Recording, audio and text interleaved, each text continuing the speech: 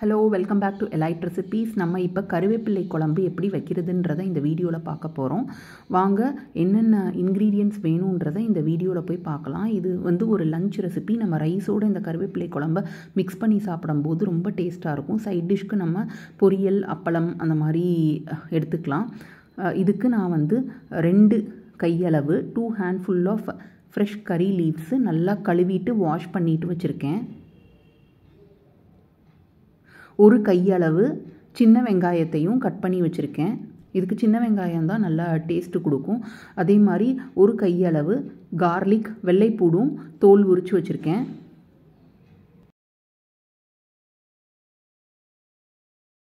ரெண்டு medium size தக்காளி, அதையும் கட் பண்ணி வச்சுருக்கேன்.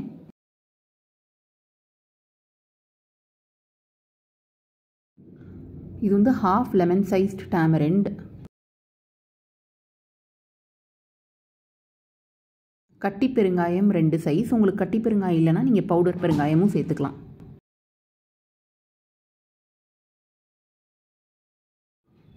வரமிளகாய்,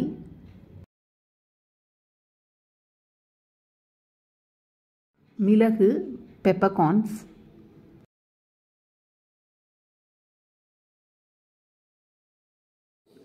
சீரகம், ஜீரா,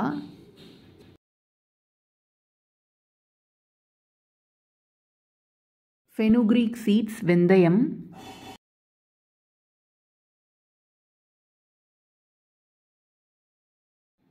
வர கொத்தமல்லி, கொரியாண்டர் சீட்ஸ், உப்பு, சால்ட்,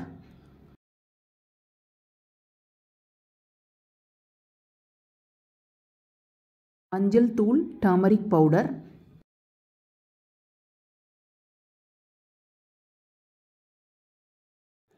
கடலெண்ணெய்,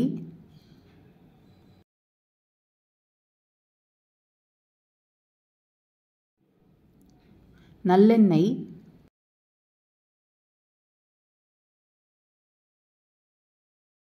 கடுகு, மஸ்டர்ட் சீட்ஸ்,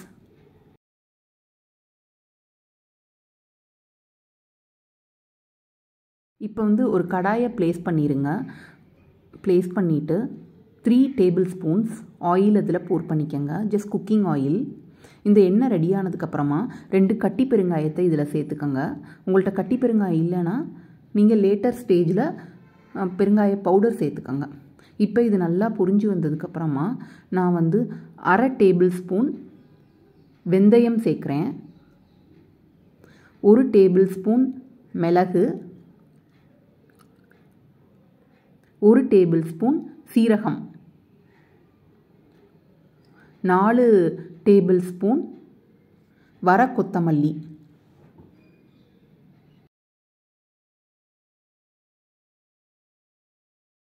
இப்போ இதை நல்லா கரண்டி போட்டு கிண்டி இதை கொஞ்சம் குக் ஆகட்டும்.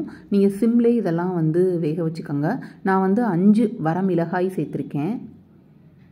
நம்ம காரத்துக்கு தகுந்தாப்பில் இது போட்டுக்கலாம். இது நல்லா கொஞ்சம் கலர் மாறினதுக்கப்புறமா நம்ம கழுவி வச்சுருக்க கறிவேப்பிலை, கறி லீவ்ஸ் இதையும் நல்லா இந்த மாதிரி சேர்த்துக்கோங்க.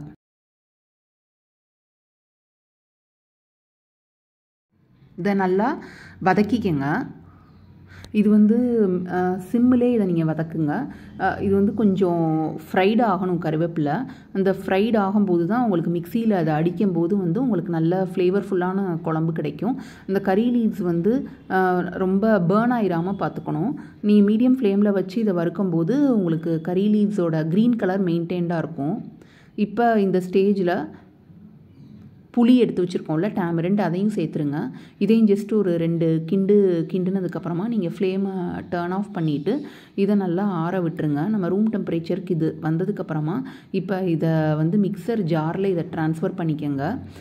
இதுக்கு வேணுங்கிற அளவுக்கு ஒரு 100 ml தண்ணி ஊற்றி இதை நல்லா ஃபைன் பேஸ்ட்டாக நம்ம கிரைண்ட் பண்ணிக்கணும்.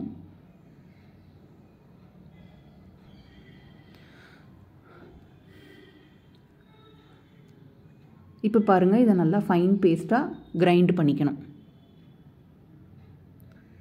இப்போ மறுபடியும் நீங்கள் அதே கடாயை ப்ளேஸ் பண்ணி நான் ஒரு 7 tablespoons of cooking oil, நீங்கள் வீட்டில் வச்சுருக்க கடலெண்ணெய், சன்ஃப்ளவர் ஆயில், எனிதிங் ஒரு 7 டேபிள் ஸ்பூன்ஸ் ஆட் பண்ணிவிட்டு, நல்லெண்ணெய், ஜிஞ்சர்லி ஆயில் அதுவும் ஒரு 7 டேபிள் ஸ்பூன்ஸ் ஆட் பண்ணிக்கோங்க. இந்த குழம்புக்கு வந்து இவ்வளோ எண்ணெய் ஊற்றினா தான் நல்லாயிருக்கும். இப்போ நம்ம சாப் பண்ணி வச்சுருக்க சின்ன வெங்காயத்தையும் இதில் ஆட் பண்ணிடலாம். வெள்ளைப்பூடையும் இதில் ஆட் பண்ணிடலாம். இதை நீங்கள் இப்போ நல்லா கரண்டி போட்டு கிண்டிட்டு, இது எப்படியும் இப்போ மினிமம் ஒரு 10 மினிட்ஸாவது இந்த மாதிரி குக் ஆகணும். ஒரு 10 மினிட்ஸ் சிம்மில் குக் ஆகும்போது வெள்ளைப்பூடு வெங்காயம்லாம் நல்லா வெந்திருக்கும். இது பொறுமையாக சிம்மில் வேகும்போது தான் நமக்கு அந்த குழம்புல வந்து ஒரு டேஸ்ட்டு கொடுக்கும். ஒரு 5 மினிட்ஸ் இது வெந்ததுக்கப்புறமா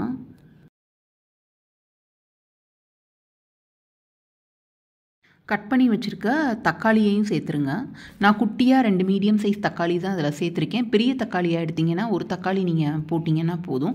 இப்போ இந்த தக்காளியை நல்லா கிண்டி விட்டுருங்க. கிண்டினதுக்கப்புறமா இந்த தக்காளி வந்து நல்லா சாஃப்டாக டர்ன் அவுட் ஆகணும்.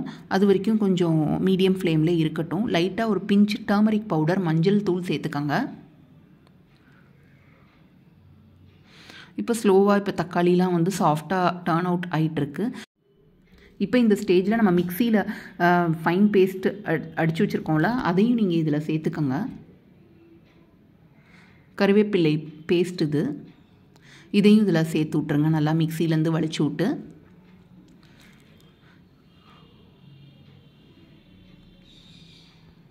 இதை இப்போ நீங்கள் கரண்டி போட்டு ஒரு ஜஸ்ட் ஒரு 2 to 3 டைம்ஸ் நல்லா இதை வதக்கி விட்டுக்கோங்க. அப்போ தான் இந்த கருவேப்பிலையோட பச்சை ஸ்மெல்லெல்லாம் போகும். அதுக்கப்புறமா மிக்சியில் நீங்கள் ஒரு 200 ml வாட்டர் மிக்சியில் போர் பண்ணிவிட்டு, அந்த மிக்சியை நல்லா ஷேக் பண்ணிங்கன்னா அங்கே ஒட்டியிருக்கதெல்லாம் ஒன்று சேர்ந்துட்டு, இப்போ அந்த வாட்டரை நீங்கள் இதில் ஆட் பண்ணிடுங்க. அதுக்கப்புறம் நீங்கள் வந்து கரண்டி போட்டு கிண்டிட்டு உங்களோட கன்சிஸ்டன்சிக்கு தகுந்தாப்பில் இன்னும் கொஞ்சம் தண்ணி ஊற்றிக்கங்க. ஏன்னா இது கொதித்து வர்றதுக்கும் உங்களுக்கு தண்ணி வேணும். அதனால் இன்னும் ஒரு 200 ml ஆஃப் வாட்டர் இதில் நீங்கள் போர் பண்ணிவிட்டு இந்த மாதிரி கன்சிஸ்டன்சிக்கு இந்த குழம்ப கொண்டு வாங்க. இப்போ இது வந்து ஒரு கொதி வரணும். இதுக்கு நல்லா வேணுங்கிற அளவுக்கு சால்ட் ஆட் பண்ணிக்கோங்க. நம்ம இதில் நல்லா சின்ன வெங்காயம், வெள்ளைப்பூடெல்லாம் போட்டனால ரொம்ப டேஸ்ட்டாக இருக்கும். இப்போ பாருங்கள் கொதி வந்துருச்சு. இப்போ இந்த கொதி வந்தோன்னே நீங்கள் மூடி போட்டு சிம்மில் 10 மினிட்ஸ் இது வேகிற மாதிரி பார்த்துக்கோங்க. சிம்மில் 10 மினிட்ஸ் வெந்துருச்சுன்னா நமக்கு கருவேப்பிலை குழம்பு ரெடி ஆயிரும். நம்ம நல்லா ஹாட் ரைஸோடு இந்த குழம்பு போர் பண்ணி பொரியல், அப்பளம் அதெல்லாம் சைட் டிஷ்ஷாக வச்சு சாப்பிட்டோம்னா ரொம்ப ஃப்ளேவர்ஃபுல்லாக டேஸ்ட்டாக இருக்கும். நீங்களும் கண்டிப்பாக இந்த ரெசிபியை ட்ரை பண்ணி பாருங்கள். லைக் பண்ணுங்கள், சப்ஸ்கிரைப் பண்ணுங்கள், கமெண்ட் பண்ணுங்கள், ஷேர் பண்ணுங்கள் வீடியோவை. இப்போ கருவேப்பிலை குழம்பு ரெடி ஆயிடுச்சு. இதை நம்ம ஒரு பவுலுக்கு ட்ரான்ஸ்ஃபர் பண்ணிக்கலாம்.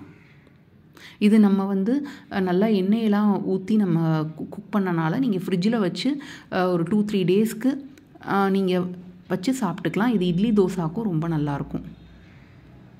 ஹோப் வீடியோ பிடிச்சிருக்கும்னு நினைக்கிறேன்.